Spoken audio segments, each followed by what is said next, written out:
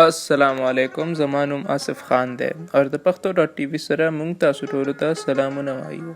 زموږ په نن پیلني خبر کې چې کوم دی په ترکي کې 300 د ترکي فوجیانې چې کوم دي نیولي دي او د خپل کارونه یې سسپینډ کړل ځکه چې د دوی په ګلن لینکس کې انوالومنټ و.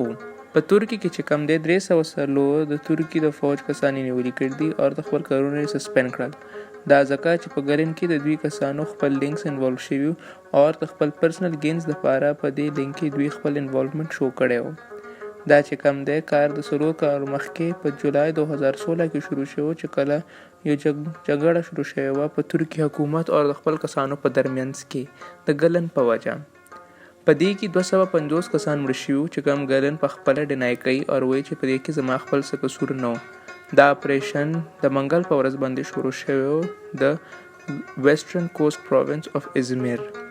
په دې کې چې کم دی 50 پروونسز پوره راغلي او په دې پوره اپریشن کې چې کم دی تقریبا 2000 کسان نیولي شوي دي. په دې نه علاوه چې کم دی په دې پوره اپریشن کې 100,000 کسان ایکسپیل کړي دي، 150,000 کسان سسپینډ کړل د خپل کارونو نه او 80,000 کسان چې کوم دي د ایغو به ایله ټرایل کیږي او د ایغ نه بعد د ایغو څه نتیجه به حکومت ډیسایډ کوي. زمونږ په دویم خبر کې چې کوم دی هغه دا دی چې په یو کې چې کوم دی د ایغو حکومت د کووډ-19 چې کوم ویکسین دی هغه خپل د ملک کسانو ته فراهم کړو. په یونایټډ کینګډم کې چې کوم دی ګلوبل امیونایزیشن پروګرام شروع شوی دی.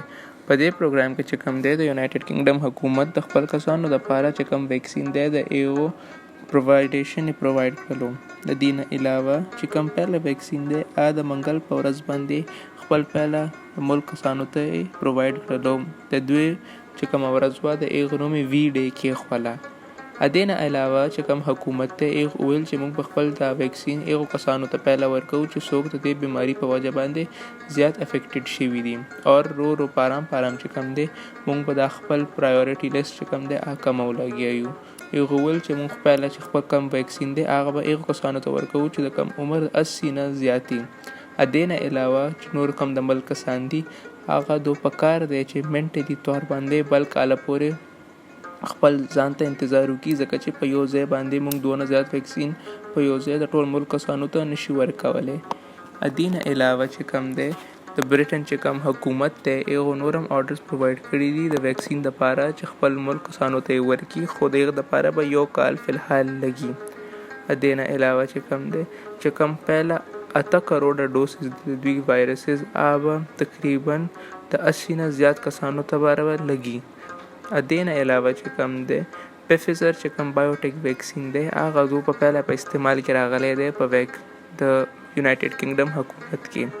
دې نه علاوه د ملک نور کسان چې کوم دي هغه دوم اګریمنټس جوړوي چې خپل ځان دپاره چې کوم ویکسین د آرډر دی پیله نه پلیس کی او خپل د ملک پرووایډیشن پوره کی. زمونږ چې کوم دریم خبر دی هغه دا دی چې یو جاسوس نیولی شوی دی په یمن کې چې څوک وایي چې د ایران په مطابق باندې چې کوم یوتي میسایلز دي هغه کو د ایغې ګایډنس دی. یو یوتي جاسوس نیولی شوی دی په یمن کې. د ایغ جاسوس په مطابق باندې وایي چې ما ته چې کوم ټریننګ ملاو شوی دی د ایران او د عراق د دوانو حکومت په جوینټ وینچر باندې ملاو شوی دی. د دې جاسوس مین کار دا و چې هغه چې څونه په یمن کې فوجیان افسرانو د ایغو انټیلیجنس او د ایغو موومنټ چې کوم دی آی ټریک کولو او بیک ټوبل بیسس ته یې پرووایډ کولو. دا چې کوم دی جاسوس نیولی شوی په لوکیشن سنټر کې لوکیشن شیرینګ په جرم کې. دې نه علاوه دا چې کوم دی په یوتي سیل کې نیولی شوی چې کوم کې ټونه غټ چې کوم جاسوس دی او چې کوم نیولی شوی قیدي دی د ایغ نوم دی باسم علي السمیت. فلحال هم دومره خبرونه دي زموږ سره. که تاسو څه کویریز وي نو تاسو موږ ته ایمیل کولی شئ @info@pakhto.tv. تھینک یو. خپل خیال ساتئ. الله پامان.